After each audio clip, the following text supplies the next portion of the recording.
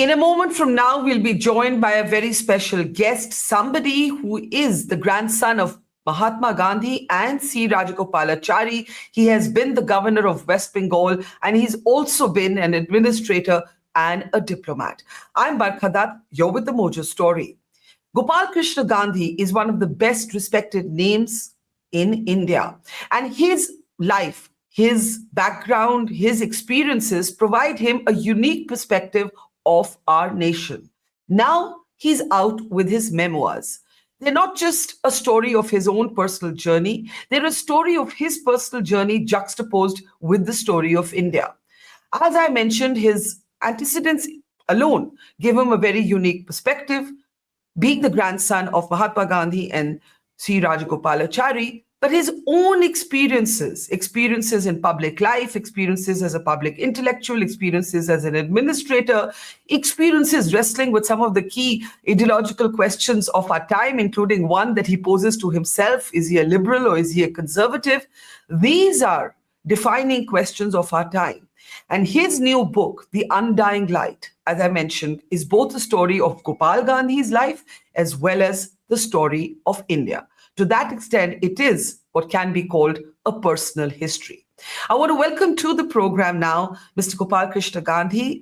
Thank you, sir. Namaskar. And seeing you after a really long time. Your book it's a big book, not just in length, but also in ambition. It's a story of your life and it's a story of India.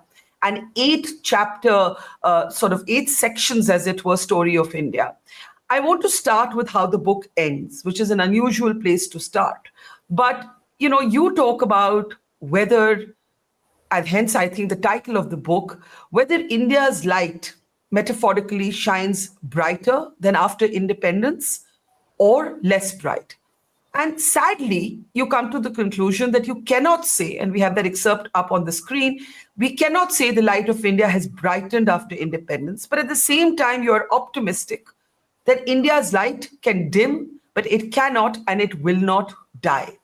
Now, you address 5 areas of concern, and among them are, of course, natural resources, but you also talk about how history is in danger of being weaponized, the plight of India's religious minorities, and constitutional rights.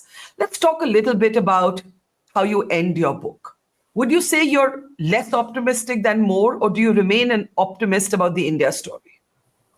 I want to say, Barkha, that I have faith. Now, faith is both about optimism and it is also about being somewhat trusting of history, trusting of destiny, and trusting of that very subtle entity called Bharata Bhagya Vidhata. Bharata Bhagya Vidhata. I have a faith in that Bharata Bhagya and in the Vidhata. And so, Barkha, it would be somewhat cliched if I were to say I am optimistic, and it would be trite if I were to say, no, I have given up hope. I will not give up hope. And for one reason above all else, with which I will close my response to this question of yours, which is that on the night of the Mahatma's assassination, Jawaharlal Nehru came on the airwaves and said, the light has gone out of our lives. And then he added very quickly, but no, this light will never go out. It will never go out. It will shine for 1,000 years. And I think he was there speaking not just of the man who had been slain, but of the soul of that man. Yeah, that's very moving, but I want to come to some of the specifics. And I share your sentiment as a proud Indian that every country goes through its own journeys, its own churning. And as you said, that light may dim at times, but it will never go out. But there are specific concerns you have. One is about what happens, you borrow from Menika Guruswamy to use the phrase that India is a majority of minorities.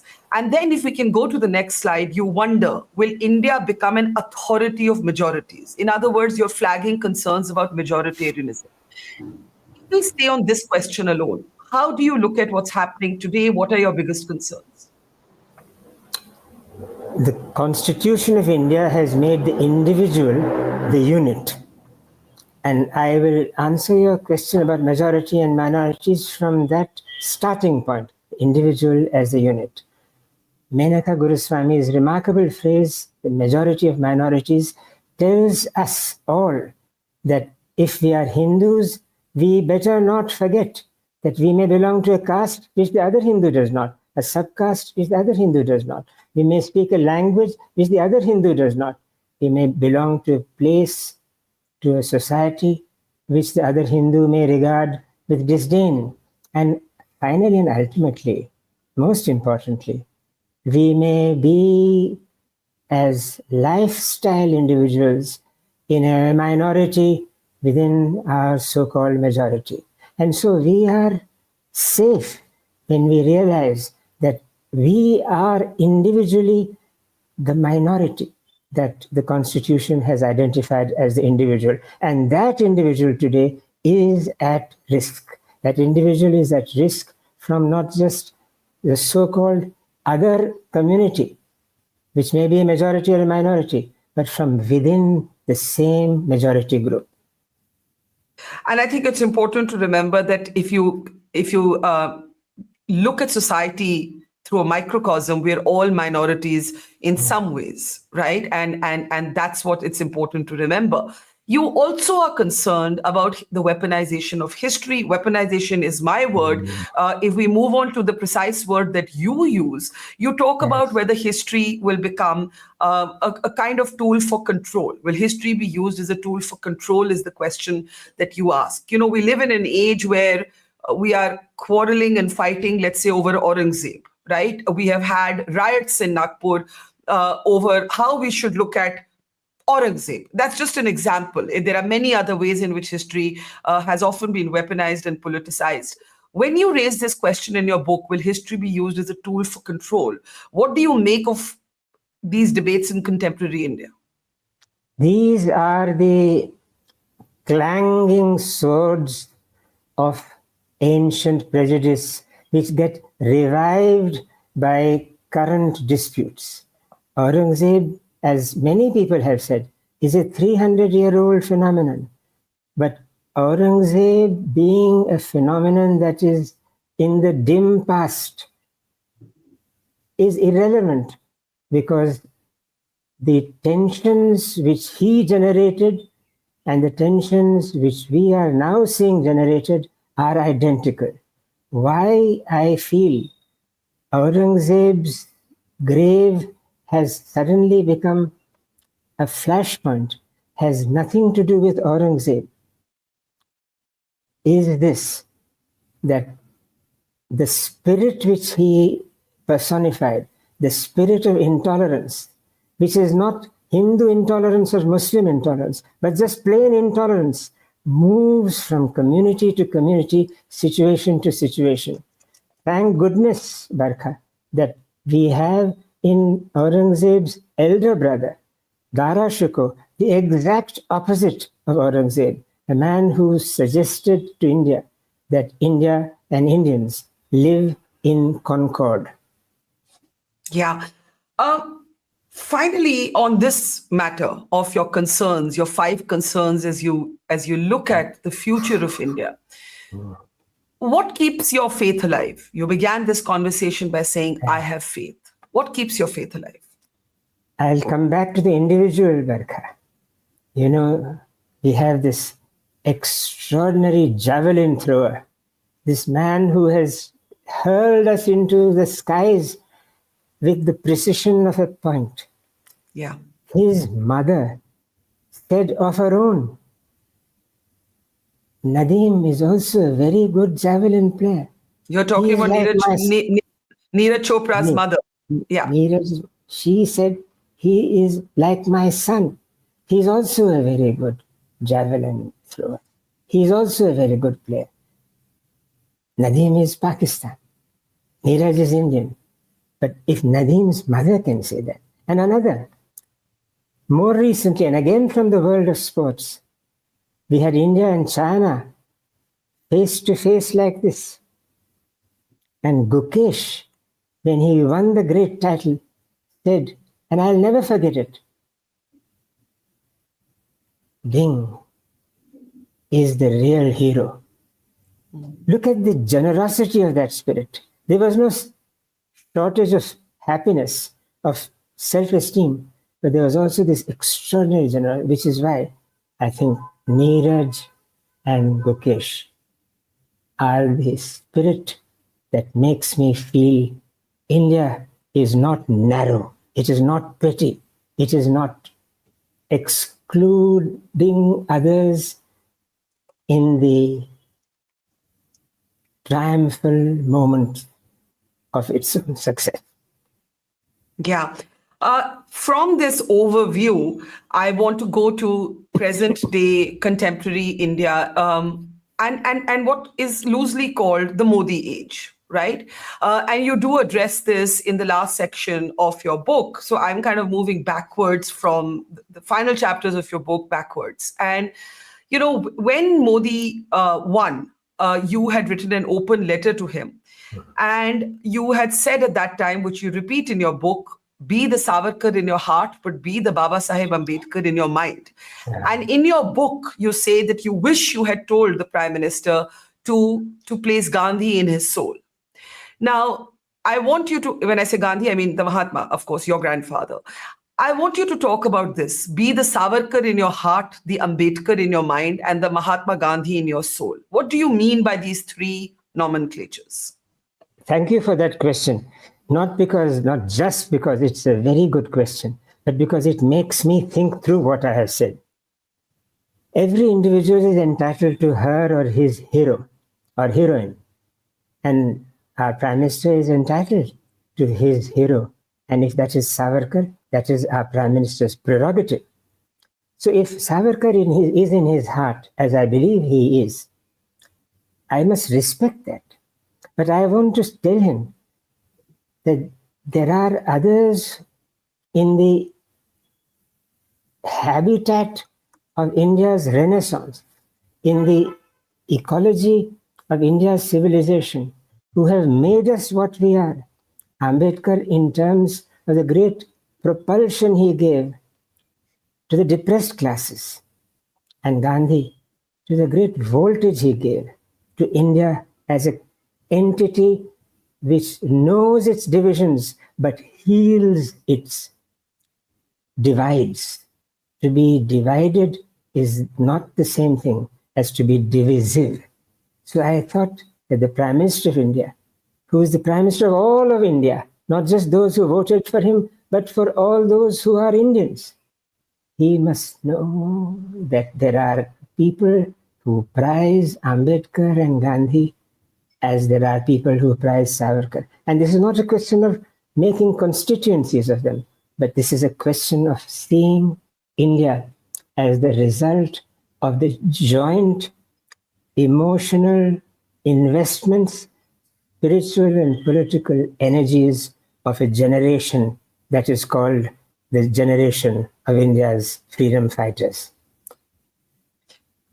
It also, in a way, captures, Mr. Gandhi, the multitude of political ideologies that make up a whole, right? And if you look back at the independence struggle, you know, the Congress at that time, the Indian National Congress, was described as a big tent party that had room for everybody. Shyama Prasad Mukherjee was invited to be part of Nehru's cabinet. When you say to the Prime Minister, be the Savarkar in your heart, the Ambedkar in your mind, and the Mahatma Gandhi in your soul, in a way, it's also an acknowledgement that you can have your personal preference, but the country, our country, will be a composite unit, the sum of all of its parts. And that is what public life is about. Yes, you're absolutely right. That is what I have in mind. That's what I would look to in any government. A coalition is a technical phrase which refers to the inclusion of members of another party in the same government. But a coalition in a larger sense, is a congruence of people with different views. Now, Gandhi and Nehru themselves were persons of very different views. But That's right. And Sardar Patel and Nehru were persons of very different views. You mentioned the great Shama Prasad Mukherjee. In the same cabinet, there was Gopal Iyengar, who was not a politician. There was John Mathai, who was not a politician. And there was Ambedkar himself, who belonged to no party at that point but himself. The Constituent Assembly's greatness lies not just in the magnificence of the document it produced, but in the majesty of its own chemistry. It represented India, and mind you, Barkha, it was not a directly elected assembly. It was an indirectly elected assembly. And yet, it was so representative. It had very few women, 15 if I'm not mistaken. But look at what those women contributed. It is not just numbers, but it is the persons. And among those women, forget everyone else in the Constituent Assembly. To come back to your question about what this amalgamation really means, coalition means, there was a princess, Rajkumari Amrit, Christian Sikh. And there was Velayudhan. She was an extraordinary woman. Devayani Velayudhan from the Malabar, depressed classes. There was Hansaben Mehta. There was Ammu Swaminathan. Each person representing not just a segment, but a part of the soul of what was India. Those 15 women by themselves represented the ethos, not just of India's womanhood, but of India's entire population. Yeah. Mr. Gandhi, I want to come back from the heady days of India's freedom movement to the Modi age that we live in. And if I were to move on to how you look at this age, you talk about the Prime Minister as being not just the leader of the BJP, but also a supremo. Right? You write in your book, Modi was not just the leader of his party, but the supremo. You have elsewhere called him a supremacist by instinct. But you have also said that this is not the new leader of an old party. This is a new helmsman. If we can go on to the next slide, I want to actually be very specific in here. Modi was a new helmsman at the stern of a new boat. What is this new boat? What is this new India? I think you write about how India is a country that now seeks power in the world. And there are many people who believe that the Prime Minister today is the vehicle or the channel of that ascendancy, of that supremacy. So I want you to talk a little bit about this description. Modi was the new helmsman at the stern of a new boat. It was not just a new person becoming Prime Minister of India, occupying the seat which had been occupied by Jawaharlal Nehru and later on by Indira Gandhi and Rajiv Gandhi. But this was a man who, like Fridtjof Nansen of Norway, made his own boat, as Nansen did, his boat called the From, which went to the North Pole. This man's boat was not a BJP boat, it was his own boat. And he was putting it afloat. And here he was doing what VP Singh had done. And VP Singh also was the helmsman at the stern of a new boat. He was the helmsman. His new boat was egalitarianism. It is a different matter that VP Singh was a very short term in power, but VP Singh was a man with a new vision. He did not owe his being Prime Minister to either ancestry or to preferment or to privilege, but for a short while, a spark. The whole country looked up to him as something new. Similarly with Modi. And when I say what I am saying about VP Singh and Narendra Modi, I am highlighting the newness of it, which is not the same thing as an immaculacy or an absolute perfection of it. No, not at all, not at all. I'm just saying this was something new. Both of them were supremacists. VP Singh was a Democrat, but he had in him the makings of a very powerful person, a very powerful leader. And his strength lay in speaking a new language altogether, holding out a new hope. And I must say here that had Jayaprakash Narayan and Ramanohar Lohia ever been in that position, I think they would have done the same. I want to ask you about this very interesting analogy between the Prime Minister today and VP Singh. As you mentioned, VP Singh's tenure was a short-lived tenure.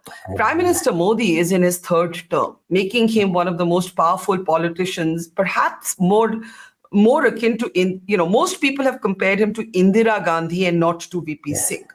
I'm curious to understand from you why your metaphor or your parallel is VP Singh and not Indira Gandhi. Because I feel VP Singh tried something that had not been tried earlier. He was launching a new book, completely new vessel, with a vision that was his own, equality. It was not as if his predecessors did not believe in an equal society. They did. Indira Gandhi did too. But here was a craftsman of a new polity. His support of so many new ventures, I do not even have to mention Mandal, but his support of so many egalitarian steps, which were new, not just painted new, but made anew, makes VP Singh a fascinating figure. Narendra Modi is somewhat like that. VP Singh succeeded a very strong Congress tradition when he defeated, through a mathematical formula, no doubt, Rajiv Gandhi. Narendra Modi came into power after 10 years of a very distinguished prime ministership led by Manmohan Singh. But it was not something different of the same, but something new. Something which the people of India regarded as change, which in West Bengal, Mamata Banerjee encapsulated in the word parivartan. Parivartan. Yeah, that's interesting. But can I ask you what this success of Prime Minister Modi tells you about how India is changing? There is, after all, unlike VP Singh, who, yes, represented a new phase in politics, was short-lived, there is a repeated success of the Modi brand of politics. And that's why you say he's not just the leader of the BJP, he is a supremo. But there is something in him that is appealing repeatedly to those who vote for him, right? And my question to you is, how do you see this new India? The new India that has voted for him is not a creation of Narendra Modi. It is the creation of time. And whatever be the change that a person tries to make or bring about in India, India changes that person much more than that person changes India. And I must say here, I don't think Narendra Modi is the same person today as the Narendra Modi who took office in 2014. He has also learned some lessons, including very significantly the lesson of an electoral setback in the general elections of 2014. He lost more than 1.5 lakh votes in his own constituency. 2 or 3 of his ministers got many more votes than he did. So yes, he's a supremo. But the supremo of supremos in India, Barkha, the people of India, and their supreme instrument is the instrument of surprise. No victory is so victorious as to say, I have won. And no defeat so permanent as to say, Ayo, I am lost. Yeah. I want to ask you, talking about Modi's constituency, Varanasi. In 2014, you are asked by Yogendra Yadav to run against Modi, who is just entering his Lok Sabha innings, right? Beginning his Lok Sabha innings. And you declined that. He asks you repeatedly, the AAP wants you to be their candidate and to be the person who takes on the Prime Minister, not yet a member of Parliament. He's Gujarat Chief Minister still, in Banaras, in Varanasi. Do you ever look back at that time and rethink that choice to not run against Narendra Modi? No, I have no illusions about myself. With what face do I ask the people of Varanasi or any constituency to vote for me? What have I done to deserve their vote? Here, you may well ask me, so what had you done to ask the MPs of Parliament to vote for you when you stood for the vice presidentship? I have an answer for that, and I could give it to you if you ask me that question. That's my next question. So let me Okay. let me talk to you about the time you were asked to run against Narendra Modi and what made you say no. I said no because nobody wants to say, "Ah, bell mujhe maar." Nobody wants to say, "Here, great bull with two piercing horns, come and pierce me." Also, Yes. while you have introduced me in correct family tree concept, in family tree analogies, as the Yes. grandson of so-and-so, for me to say to the people of Varanasi, मैं गांधी जी का पोता हूं, मुझे vote दो, would have made me feel very low about myself.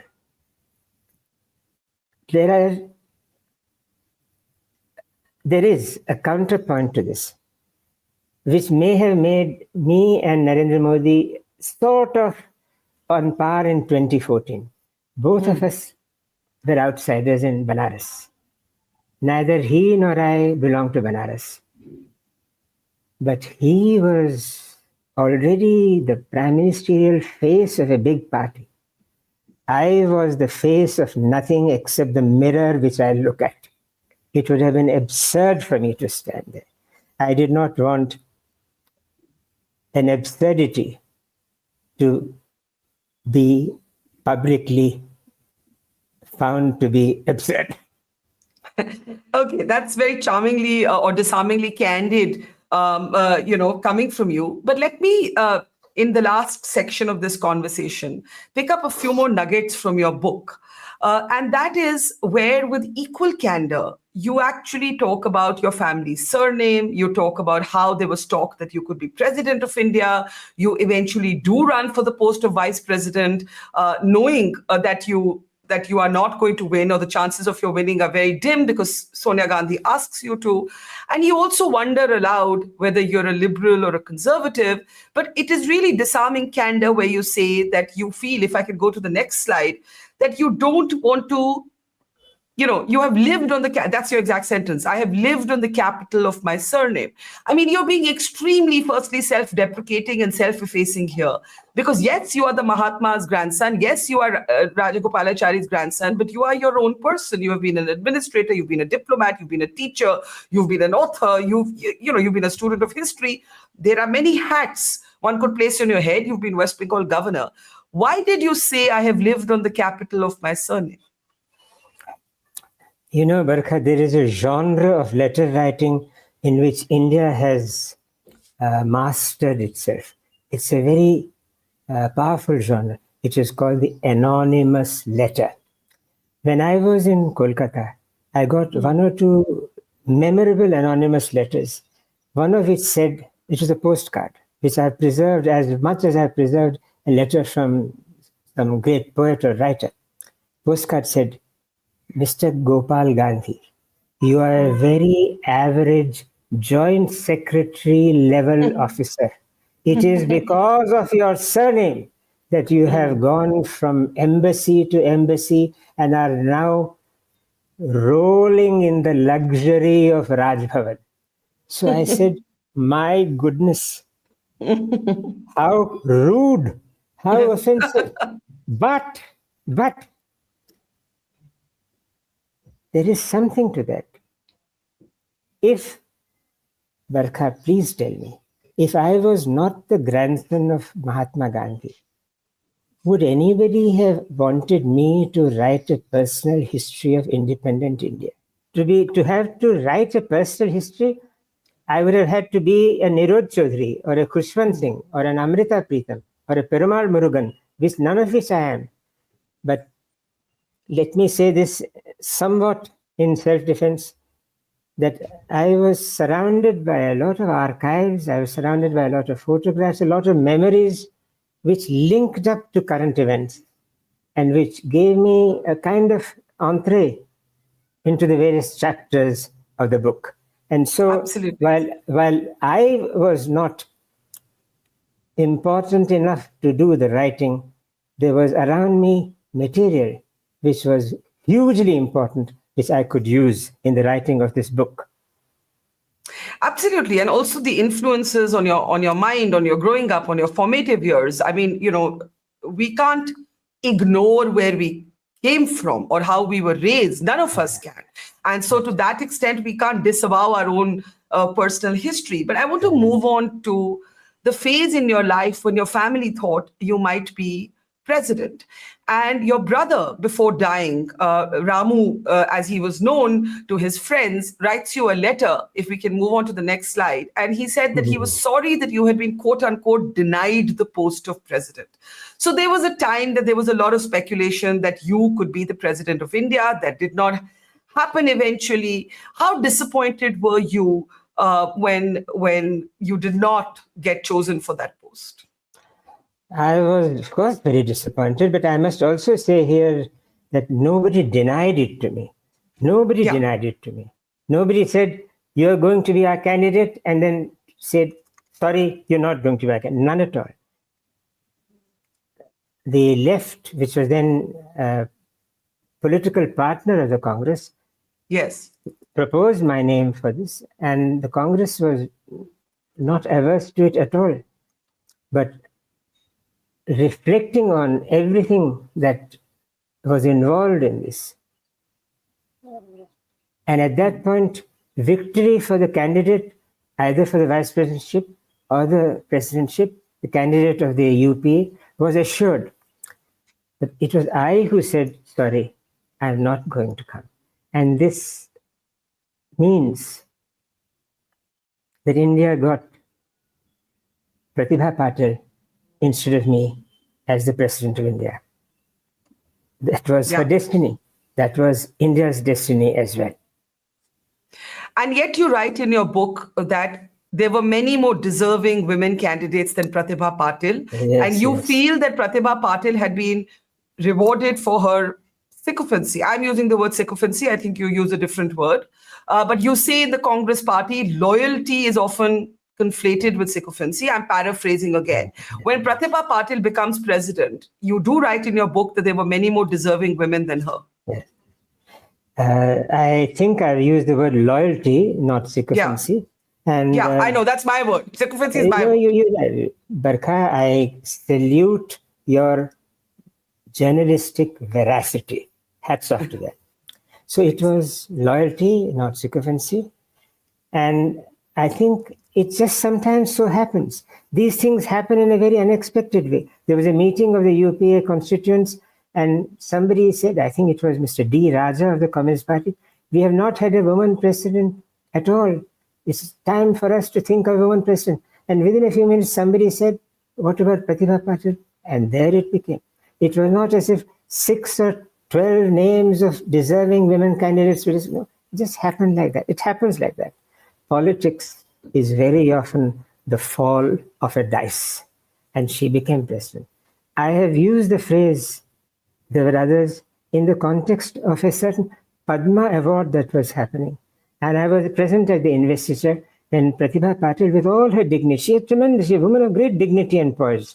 She was handing over the Padma medallion to Sarojini Varadappan, a great social worker from Tamil Nadu. And I said to Jayanti Natarajan, who was sitting next to me, who happened to be Sarojini Amma's niece, Jayanti, I think your aunt could well have been giving the decoration rather than receiving it. Now, this is just one name. There are many, many names of persons. But all said and done, let us be glad that in 2007, India did finally manage to get a woman president. And also, let me say this for Pratibha Patil. She was a very constitutional president, but in the matter of capital punishment, she did not assent to one death sentence, not one. Unlike Pranab Mukherjee, that parallel I can't help drawing, though you haven't. Now here you are being a thorough journalist, not just a meticulous one. All right. I guess everybody has their own belief systems. I want to end by talking about your run for vice president, right? You said earlier in the conversation you did not want to go against Prime Minister Modi in Varanasi because you had no illusions about yourself. But when it came to running against Venkaiah Naidu, when Sonia Gandhi reaches out to you, you do eventually agree to that. Why did you agree to that when in a conversation at home, you acknowledged that you didn't think you really had a chance at winning? You're right. Here I must make a small correction, Barkha. I did not run against Venkaiah Naidu. Have I got this wrong? No, you haven't got it wrong. Venkaiah Naidu was the NDA candidate, but his name was announced well after my name was announced. I see. Okay, sorry. Yes. Okay. That connects me to your question. The reason why I agreed without any difficulty in my mind to the suggestion which arose from the UPA that I should be the candidate was this, that the entire opposition, wholesale, in one phone conversation, leader after leader coming and joining the same conversation from the same meeting, asked me to contest. Can you imagine Trinamool and CPM in the same conversation? CPI, CPM, National Conference, not a single party was left out. All of them on the phone came and said to me, we want you to be our candidate. So I thought, defeat is assured, defeat is certain. But the statement being made by India's democracy that the opposition can come together and put up a decent fight, decent in every sense, not just decent in the sense of putting up a decent show, but also putting up a fight which is clean, without any rancor, without anything petty or small, is not an opportunity to be lost.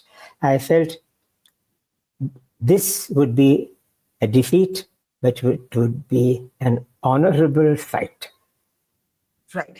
I have one last question of you. Everybody tends to ask you about Mahatma Gandhi.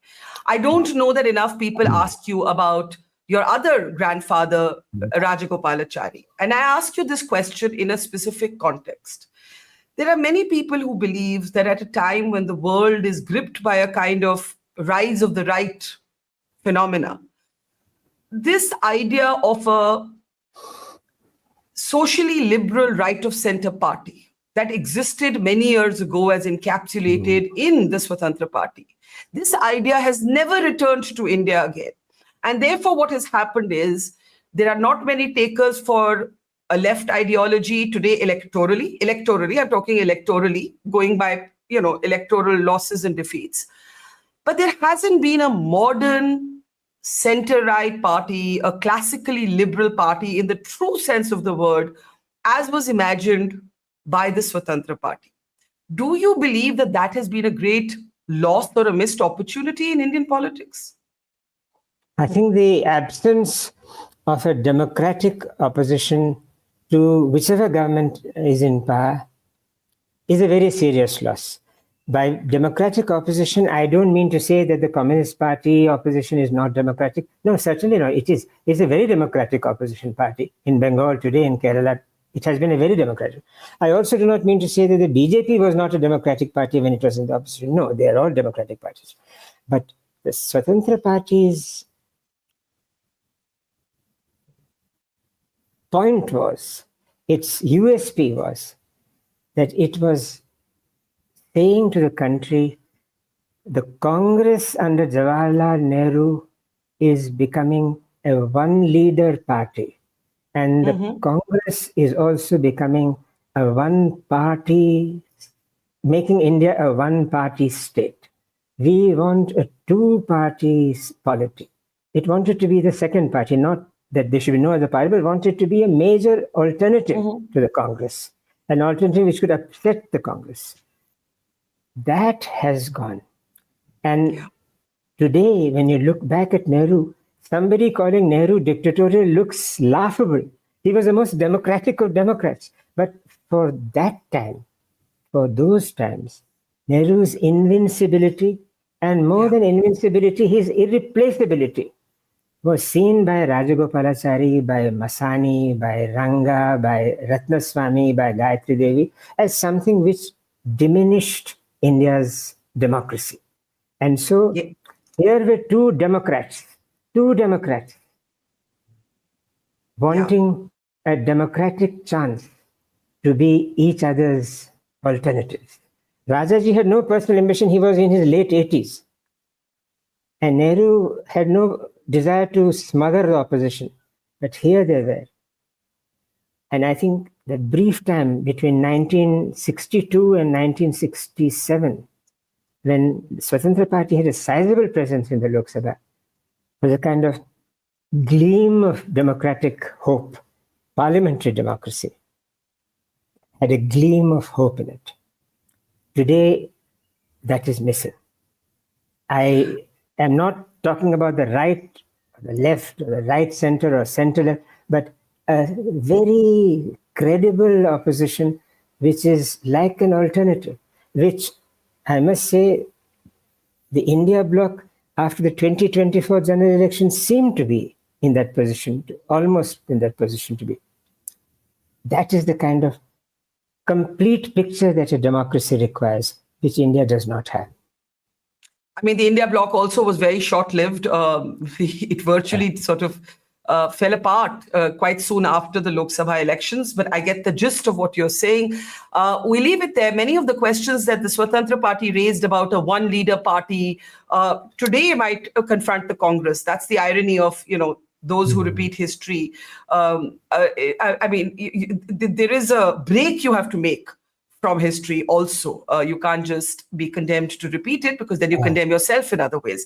Thank you so much, Gopalkrishna Gandhi. It's been a pleasure. Your memoirs, A Memoir of India, The Undying Light. Thank you, sir. And may the light keep shining on in your life for many, many years to come. Thank you, sir. It's great to see you here. Thank you for watching our work. If you haven't subscribed yet, don't forget to click the bell icon and subscribe to Mojo Story and support independent, robust journalism.